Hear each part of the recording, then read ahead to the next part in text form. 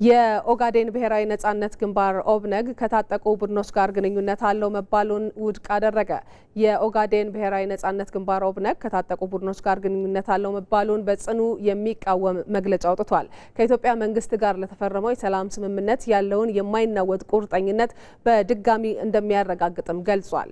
እንደ አውሮፓውያኑ አቆጣጠር ጥቅምት 21 2018 በአስመራ የተፈረመው የሰላም ስምምነት ዛሬ በሶማሌ ክልል ለሚታየው ሰላምና መረጋጋት እንደ መሰረት ሆኖ ስለማገልገሉም ጠቅሷል። ስምምነቱ ከተተገበረበት ጊዜ አንስቶ ክልሉ በኢትዮጵያ ውስጥ ካሉ ሰላማዊና የተረጋጉ ክልሎች አንዱ ለመሆን የበቃ ሲሆን ይህም የስምምነቱን አስፈላጊነትና ሁሉም ወገኖች ዘላቂ ሰላምን ለማስፈን ያላቸውን ቁርጠኝነት ያሳያል ብሏል።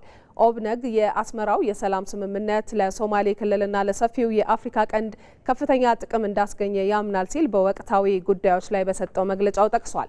በመሆኑም ኦብነግ በሶማሌ ክልል የተገኘውን ሰላምና መረጋጋት እንዲሁም ልማት ሊያናጋ የሚችል ማንኛውም ድርጊት ወይም ባህሪ በጥብቅ እንደሚቃወም አስታውቋል። እንዲሁም በሰላም ስምምነቱ አማካኝነት የግል ፍላጎታቸውን ማሳካት ያቃታቸው ጥቂት ግለሰቦች አዲስ ግጭት ለመቀስቀስ በመሞከር የድርጅቱን ስም ያለ ፈቃድ መጠቀማቸውን ሙሉ በሙሉ ውድቅ አደርጋለሁ ብሏል። በተጨማሪም ኦብነግ አሁን ያለውን የኢትዮጵያ መንግስት ለመጣል ዓላማ ካላቸው ሌሎች ድርጅቶች ጋር ምንም አይነት ጥምረት አልመሰረትኩም ብሏል። በስልጣን ላይ ያለውን መንግስት በኃይል ለማስወገድ መታገል ወይም ብቸኛ ዓላማቸው የመንግስትን ስልጣን በትጥቅ መያዝ ከሆኑ ድርጅቶች ጋር መሳተፍ የኦብነግ ዓላማ ሆኖ አያውቅምም ብሏል። በመግለጫው የኦብነግ ተልዕኮ ሁልጊዜም የሶማሌ ክልል ህዝቦችን መብት ጥቅምና ምኞት ማስከበር ላይ ያተኮረ ስለመሆኑም አብራርቷል። እነዚህን ዓላማዎች በውይይትና በጋራ ስምምነት መርሆዎች ላይ በመመስረት በሰላማዊና በዲሞክራሲያዊ መንገድ ለማሳካት ቁርጠኛ ሆኖ እንደሚቀጥል አረጋግጧል።